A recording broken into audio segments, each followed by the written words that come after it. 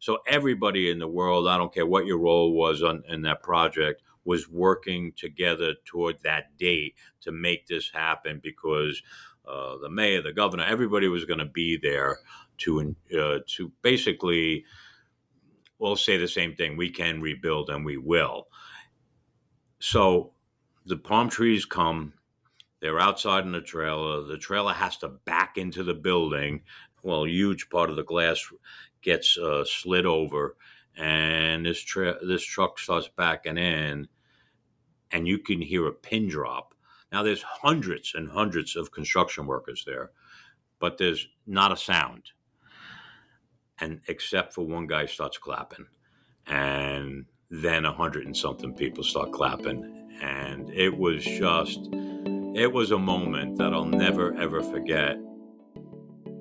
Thank you for joining us today, and welcome, crew, to the John Minnie podcast, where we explore all things urban horticulture through the perspectives of the many amazing people who have made it their career.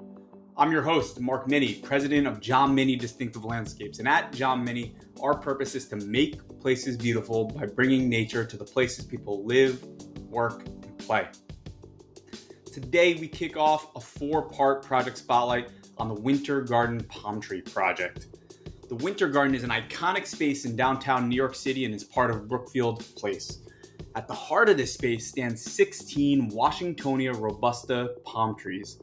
These 16 trees are introduced to this indoor space at around 35 feet tall and grow to upwards of 60 feet before needing to be replaced with a new set of trees. This project is a daring indoor landscape that transports 30-plus foot tall palm trees across the country to thrive indoors in New York City. This project ranks in the upper echelons of indoor landscapes in regards to complexity, horticultural challenge, and need for precision. And we're going to peel back the curtains on the history of these trees, their importance, and how we make this landscape a long-term success. Let me start with some context.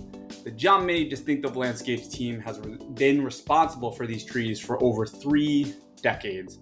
But prior to John Minnie's involvement, the first set of trees were installed in the late 1980s and began to struggle. And then in the early 90s, the New York Botanical Gardens was consulted with to assess the struggles of this indoor landscape. Fun fact, the founder of John Minnie Distinctive Landscapes, John Minnie himself, was developing the indoor horticulture certification program for the New York Botanical Gardens based on his pioneering efforts and experience in the unique world of indoor landscaping. And this is how our firm got involved. John Minnie was brought in to source a new set of trees, install them, and cultivate a horticultural care program that would prove to be successful year over year. It was also determined early on in our involvement that the success of this project would require the trees to be replanted every 10 years or so. The original design calls for 30 to 35 foot Washingtonia robusta palm trees, and we determined they'd grow to give or take 60 feet in 10 years in the winter garden environment. And at that point, the trees must be replaced with a new set of 30 to 35 foot trees. Not only does this maintain the scale intended in the original design, but it's also safest, as the trees in their trunks don't strengthen their flexibility as robustly as they would when growing outdoors in the wild, right, and exposed to natural elements such as wind, tropical storms, and rain. Now, over 30 years, the John Minnie team oversaw not only the ongoing care of these trees, but were thus responsible for the tree finding, acclimation, and installation of multiple sets of trees as they aged out after their 10 years in the space. All right, so let's fast forward to today, right? And recently, in July of 2024, we've planted the newest set of trees in the Winter Garden, replacing the ones that were planted in 2013. This is much easier said than done. Our 4-part project spotlight is going to break down what that process looks like, an over 3-year-long project in the making. In part 1 today, we'll talk to 3 individuals who've been involved with the project spanning decades.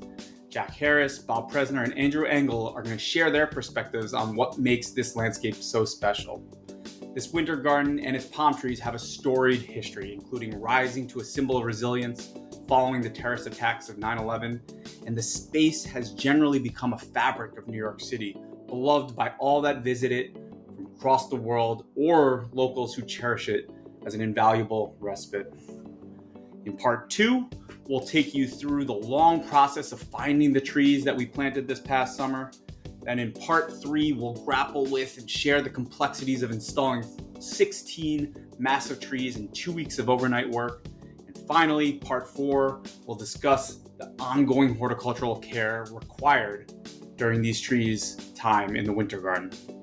All right, without further ado, let's head over to Jack Harris, VP of Sales at John Maney Distinctive Landscapes, to discuss his connection with the project.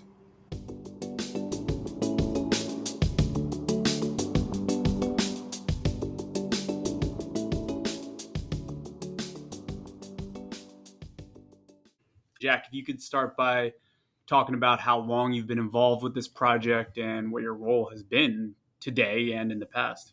Yeah, sure, Mark. How you doing today? All right? Good, man. You? All right. Good, bro.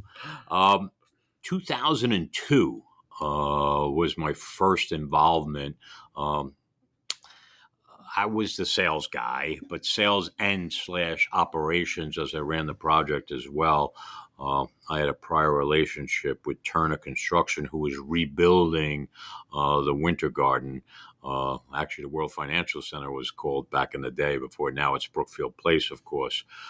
So I was involved with Turner, as well as overseeing our installation crew and getting the palm trees in a very, very short window because of 2001, 9/11, of course. The building was pretty much destroyed.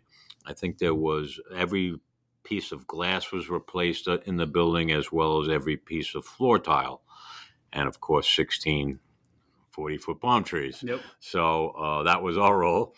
And so that was my beginning of working with John Maney, literally, as well as working with Brookfield Properties and the Palm Tree Project, as we so call it. Awesome. And then fast forward to today, right? And what has been your role as of late? Well, my role was different in the respect I didn't have the operational side of life on my plate. I did have the sales side where I introduced, the need, obviously, to replace the palm trees and talking to the customer for the last, almost 3 years now. Sure. And obviously, I've developed a tight relationship with Brookfield because of my involvement over the last 22 years. So I was the point person on that regard, and making sure that the contracts were in place and how we're going to do it and such. Then turned to my team, who did a fantastic job in locating and so on and so forth, finding them. And as Mark knows, a very, very, very detailed process involved. Awesome. Yeah, you were definitely the lead on the sales and the relationship side of life, which obviously you did a phenomenal job with. You always have. Oh, thank you. But you were also intimately involved in both of those at points. I mean, it was a completely team effort throughout the whole thing. I think there were trips you went down and were part of the tree selection process. True. As well as, having done it in 2002, project managing it with Turner Construction then. And of course, we replanted them in 2013 as well. Right. Passing along your operational knowledge was obviously, thorough in those points too. So why is this project important? I think it's important in a lot of different ways. Certainly, question. Excuse me? It's not an easy question. It's a big not one, an easy question. Yeah, not at all, Bo. I mean, my first thought of its importance is because of the rebuilding side of it, right? We had shirts. Your dad had us get shirts that said "Replanting America," which I thought was so appropriate because back in 2000. Back in 2002. Sure. Yeah, it was an emotional time for all. We weren't attacked since I guess 83 in trades, but Pearl Harbor was 93, whatever it was the first time the trades got attacked. But this was something that was in our heart of hearts. To make it happen in such a short window. and it had a message to the world, not only in New York, but also to the world that, we can rebuild, we will rebuild, and we did rebuild such a beautiful atrium. And I think people were very patriotic at the time. Yeah, I think they were inspired by that Yes, rebuild very too, much for so. sure. And no, it's super emotional. I appreciate you sharing that. And we talked about that, like we talked about even in 2013, as well as this recent installation. 20 plus years later, in Yeah. 2024, we talked about that every night. How that legacy, continues on in this space. Like it was a moment that we, Yep. we stood tall and we had to carry that legacy forward. Never forget, always. as they say. What do you feel is the significance of this project to the interior, the indoor landscape industry? Well, you don't see too many 40-foot palm trees in buildings, especially in New York City. Anywhere, yeah, Anyway, true. right? Yeah. New York City just sounds like the concrete jungle, whatever the song says. But yeah, so 16 40-foot palm trees, which actually grew to 65 feet or so in the 2013, where we had to replace them because of that.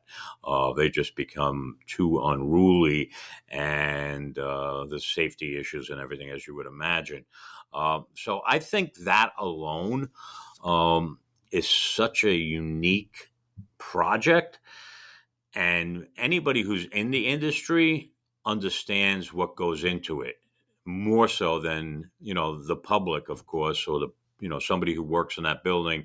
I say, oh, look, they changed the palm trees, not, knowing that there's, a 3-year process to doing that. So I think it's unique in that respect, and that, knock wood, we've never had to replace one. There we go. There you go. Yeah, one of a kind for sure. Now, so many on that note, it's a similar question.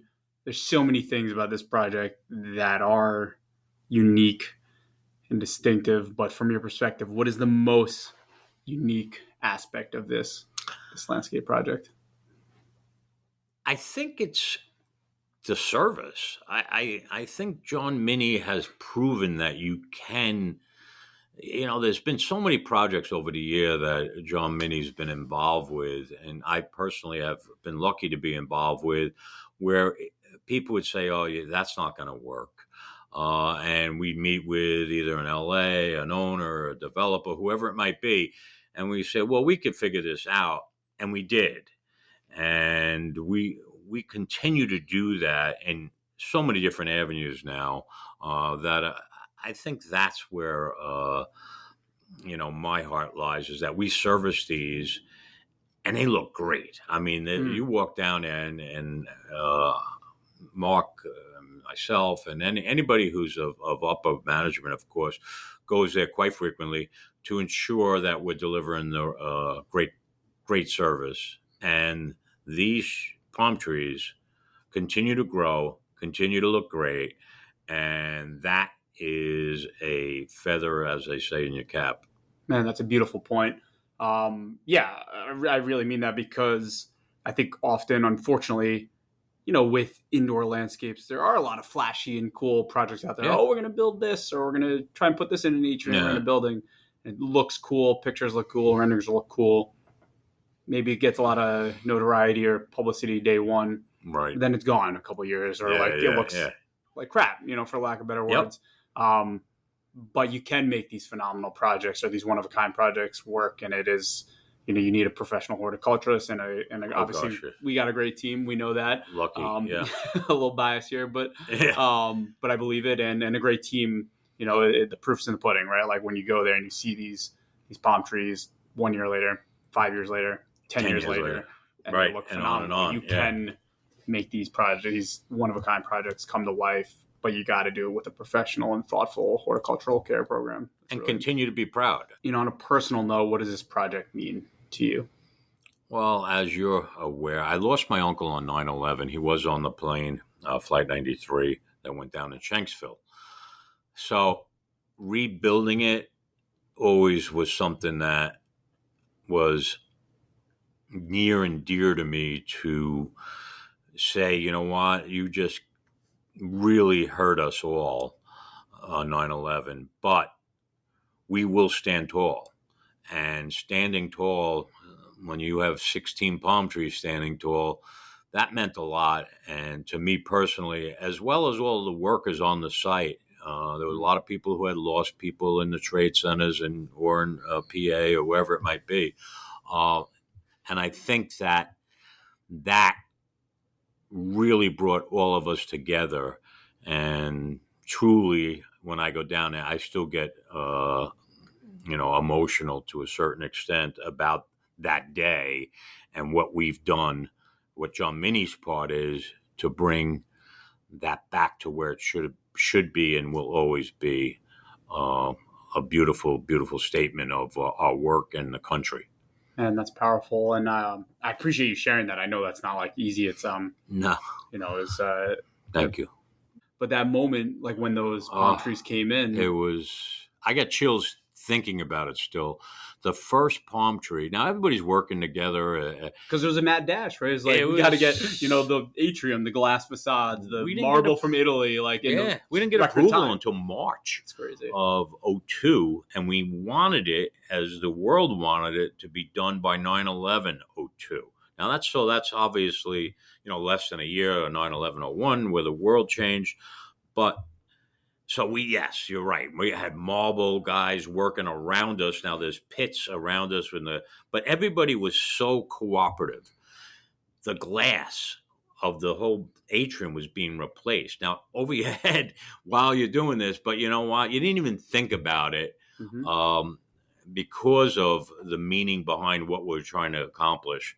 So everybody in the world, I don't care what your role was in that project, was working together toward that date to make this happen because the mayor, the governor, everybody was going to be there to basically, well, say the same thing. We can rebuild and we will. So the palm trees come. They're outside in the trailer. The trailer has to back into the building, as Mark's well aware. But the trailer actually backs into the building. One of the huge part of the glass gets slid over, and this truck starts backing in, and you can hear a pin drop. Now there's hundreds and hundreds of construction workers there, but there's not a sound, and except for one guy starts clapping, and then 100 and something people start clapping, and it was a moment that I'll never ever forget.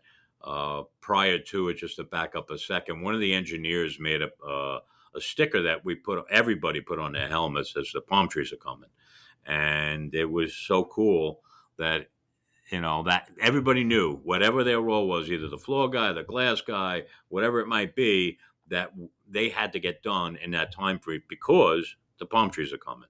So when that tree came in, that first truck of 4 trees came in, silence and then an eruption of applause. Everybody stopped what they're doing. It was still to this day one of those moments that I'll never ever forget. Man, I did, just when you tell it, I have like these goosebumps or like right? chills. It's like a powerful moment, man. And again, it's emotional. It's important. Like it's important to share like that history and like what that meant. I love that story because I mean that like when you tell it, I'm like, fuck. Excuse my language. I wasn't there, but I can picture it because of the importance of the time. And your dad and I hugged right after it.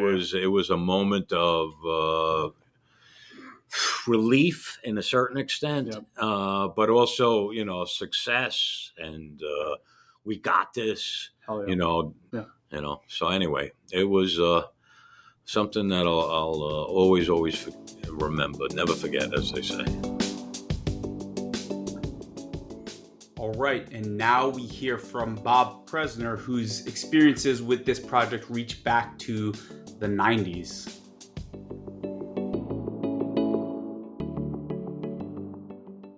All right, Bob, welcome to the John Minnie podcast. Pumped to have you here, man. Thank you. As you know, we're talking about the Winter Garden project. Can you start by just sharing how long you've been involved with this project, and you've been involved with the project for a while, so maybe your different roles throughout the years on this project, and then also specifically what your role was on this replanting. Sure. Well, I started with the project in 1989 when we were asked to get involved and try and save the existing palms that were there. And obviously, as being the service manager at that time, it was my responsibility to take care of the existing palms along with our service team in downtown. And it, the process of really coming up with, how do we attack the issues that of hand? How do we save the 13 palms that were remaining? And developing the horticultural practices that would allow us to do that until we were able to get new palms to come in a year later. I was then involved with that process of the install, and that was back in 1990. And I've been involved in every install since, up until about maybe 4 years ago.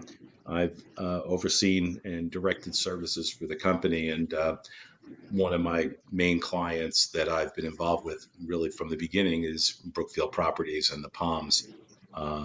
So yeah, as I said, getting people up to speed, and obviously through the changes, different people, trying to ensure that the quality of our service was second to nobody, and that we did, and I'm proud to say, we never lost a palm. And I knock on wood as I I'm say that. knocking on wood at the same time, man. You know how we do but, but it. so yeah, I've been involved for quite some time, and it's been just, uh, it's been a joy. It's been challenging, but it's really been a joy to be involved. Why is this project important? Well, ultimately, we're a service business. We're out to provide excellent service to our clients, and we're extremely loyal to our clients. And obviously, over the years, we love to have our clients being loyal to us. Brookfield has been an amazing client, tough, fair, but loyal as loyal can be. And you know, providing excellent service to a client like Brookfield is really what it's all about. It's what you'd love to have all of your clients be as loyal as Brookfield has been over the past 30 plus years. It's a testament to their love of this signature landscape that they actually agreed to and have gone through this process of uh, literally redoing the space every 10, 11 years. That's a hell of a commitment, and it's great to be on their team with them doing this. Um, yeah, and one more thing with that is that the the project has become such an integral part of Lower Manhattan, and obviously prior to 9/11 and certainly post 9/11, the amount of people that come to Lower Manhattan to honor the site of the World Trade Centers. But the development down there has been so incredible as well with Brookfield, their expansions. It's really become like a go-to destination for people. And I think of just how many people who've come to New York, never knew anything about the Winter Garden, and all of a sudden found it, and it's a special moment for people. And so it's I think it's an important project to New York City. It's certainly an important project to us. But I mean, it's an important project that I think we'll get to for the industry. So what do you think makes it that? Like, what is the significance of this project to the interior landscape industry at whole? Yeah, I kind of alluded to it a moment ago, but this one was unique. It really, for me, and I had a number of years of experience prior to this. We had plants that were 40 feet tall. They were palm trees, and their problems were 40 feet up in the air. Yeah, they had watering issues, and that was complicated as well. But those are things that good interior scapers can figure out. But everything was up in the air, and you couldn't just go up anytime you wanted to. a lot of scheduling of getting in after hours so that we could actually work on the palms. It really was, I think, uh, for me, it was a massive logistic and horticultural problem filled with lots of challenges to get over. It also was training. It's not like we had a staff of people who knew how to take care of Washingtonia palms. I did not really know how to take care of Washingtonia palms, although I'm a pretty good and pretty quick learn. It was really a matter of training people. I will say, um, John always saw things, easily from 20,000 feet, probably even higher. I think he saw the significance of this project in terms of how, if we did it well, and if we were successful, it was going to catapult us to a level, a leadership in the industry in terms of our technical prowess and what we could do. It certainly put me in a place where I gained so much confidence and the ability to develop a really good team. I've been so fortunate to have some of the best people working on this project over the years. And it's, I think, it not only proved to us what we can do, but I think it proved to other landscapers that, what looks impossible is possible. But Hmm. but but you've got a plan. You got to Good work it point. out. And over the years, I mean, our reputation grew internationally as well as across the country. And some of us, obviously John included, we were requested to go all over the country to assist companies with special needs, special projects. I'll never forget John coming out of his office and saying, "I just got a call from Saudi Arabia. they, they want me to come because they're having some problems with some kind of, I don't even remember the name of the tree." I said, "So when you're leaving," he says, "Oh no, I'm not going on this one." That's I said, hilarious. "Well, you're not sending anybody else, are you?" But That's awesome. but we really Pretty did. cool. And again, I think it's also through our affiliation with the Botanical Gardens back in the early days that it the name John Minnie, back then, indoor landscapes, now distinctive landscapes, really really took off. Um, this is a weird question because I know you and I are very intimately involved in the whole process of the project, and there are many unique aspects to it. But I like to get the fresh take of, from your perspective, what is the most unique aspect of this landscape project? I would say unique is that you actually get to do it every 10, 11 years. And think about it. Um, a lot of landscape projects, they're installed and that's it. And unfortunately, they change hands multiple times trying to find an answer to a, a problem that was probably there right from the beginning, like not enough light or wrong species of plants. This project, has offered, and thank God it hasn't been required, um, at least in terms of the visual aesthetics. But in actuality, it is important that these palms do get changed out, they get refreshed because of factors like we know of. They get too tall. The strength of the trunks is not as it would be if they were in nature, and just the overall aesthetic. There's a certain height range that really works well in that Good winter point. garden, and if they got too tall, it really starts to take away from it. So I think it's pretty unique, but it's also a hell of a challenge, as you know. It's you do it once, that's a pretty tough job. We've done it 5 times now over the last 30 years, and now obviously we've had some situations that caused us to have to do it a little faster than we wanted to. But that, I think, and what I love about it, and I think I tried to share this, we um, we're getting good. I mean, and as you should get good. But when you have 10 years of or 11 years in between, and people change, it's it's a recipe. But this time around, I mean, I have to say, after watching us do it for the fifth time, I was very impressed by how good we are. We're better than we were 11 years ago. So I think that's probably the most unique thing is that, because we're good, we've gotten an opportunity to do this as often as we have. That's awesome, That's man. great. Yeah, I agree, and I think that mindset is something that makes us, no, well, pun intended, distinctive, right?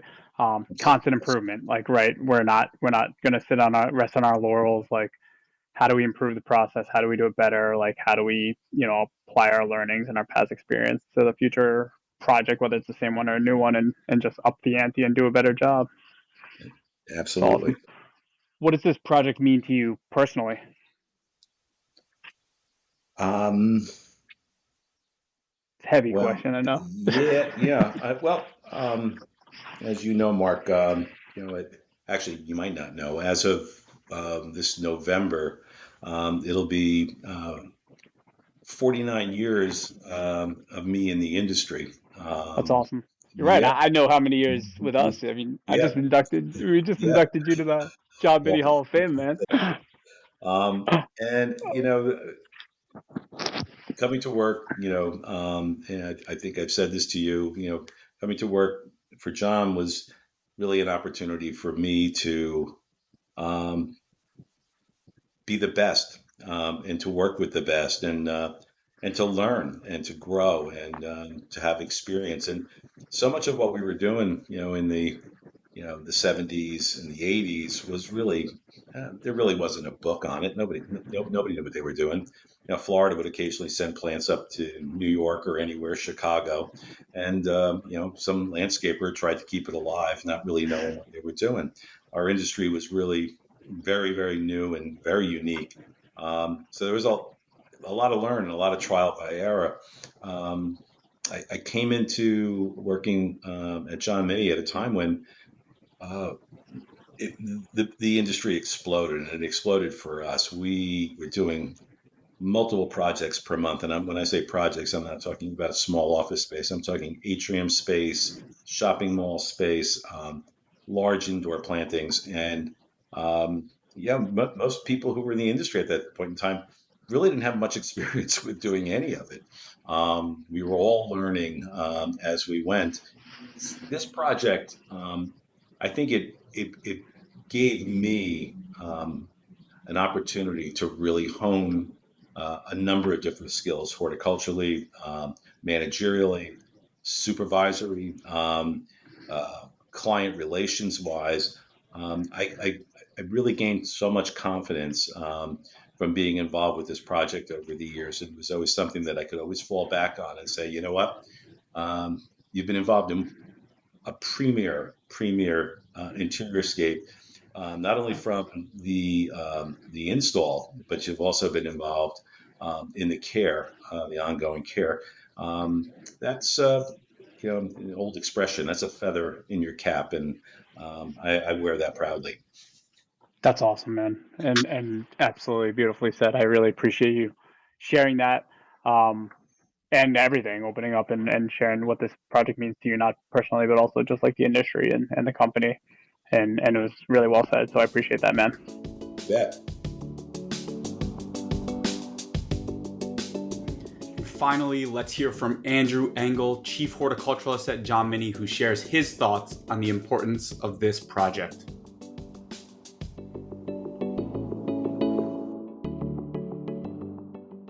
Hello, Andrew. Hello, good to be here. How about you kick things off by just explaining, how long you've been involved with this project and what your role has been on this project? So I have been involved with this project throughout my entire career with John Minnie, so approximately 12 years. Believe it or not, this is the third set of trees that I've seen or worked with. I didn't know that. Yeah, cool. Yeah, my first year was the change of the trees, so I think that was 2012.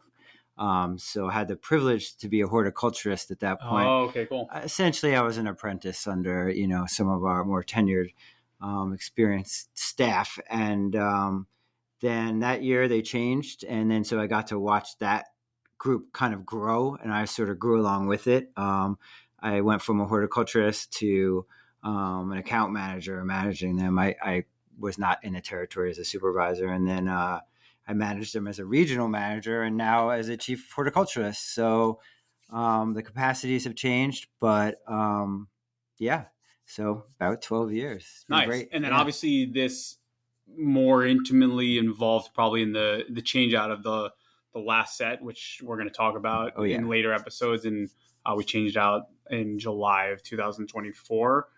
You were the chief horticulturist. What was your role during that process? Well, I mean, you wear many hats, right? I mean, we're working with plants. It's all horticulture, so there's many aspects. If I had to pick one responsibility where maybe, I was essentially the lead, it was probably just watching for and maintaining the health of the trees throughout, picking, repotting, acclimatizing, and then planting. So testing them for health, keeping a close eye on any insects, thing like that, and fortifying them for the stressors and in their new home. You really, for a first time, and I know because I was involved with you on it, you were part of the tree selection process, so the final 16 that made it to site, and then obviously during that selection acclimatization period, and now obviously to today they're in site, overseeing the horticultural care ultimately at all parts of that process. So it's pretty cool. I mean, the first set that you've had that robust of a and that process was like 3 years just to get the new ones in, and there's some overlap there. So I could say I was maintaining 2 sets. That's true. Never thought about it like that. Good point. So why is this project important? I mean, for me, I have a keen interest in the relationship between people and plants, particularly working in a city, the importance of indoor spaces and plants being used there successfully. So honestly, this is a really important account because it's a example of how people and plants can interact successfully and with longevity. What do you feel like the significance of this project is to, our entire industry, the interior-scape or indoor landscape industry? I mean, I think it shows what can be done.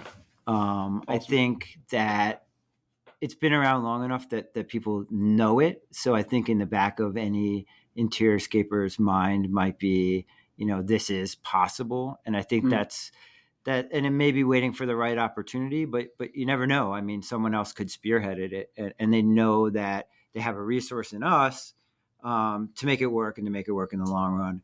So I'm hoping that it just sort of pushes the bounds a little bit. I don't know who would have necessarily specified these trees inside, given where they come from and how they grow. So there was a risk inherent with the first planting, but so in another way, it's kind of a marker to remind you that it's okay to take risks. Sometimes it's more costly than other times, but I feel like in the interior-scape industry in general, we're sort of stuck with a certain set of plants that we have known, and we don't question really why. And I think the more people that see spaces like this that want to take risks, I think we could see that palette expand, fourfold, tenfold. I don't even know, but I would definitely say that there are many more plants that will work out there, and that there are many more spaces that can be successful. It's awesome. No, I love it. Like the representation the project has and representing like what is possible in our industry on scale, but also like variety of play. Pretty cool. I'm going to interview a few people on this project, and we all know there are many unique things on this project, but what, from your perspective, is the most unique aspect of this landscape or the process of doing the project? I think those are there's maybe two different things. You go for two. Well, I mean, go ahead.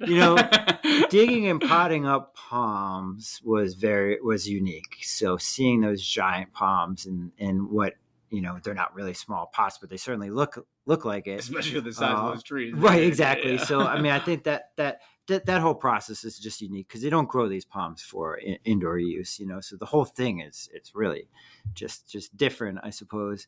But as far as the landscape itself, I grew up in this metropolitan area, so I've known the Winter Garden for a long time. I'd visited it as a child.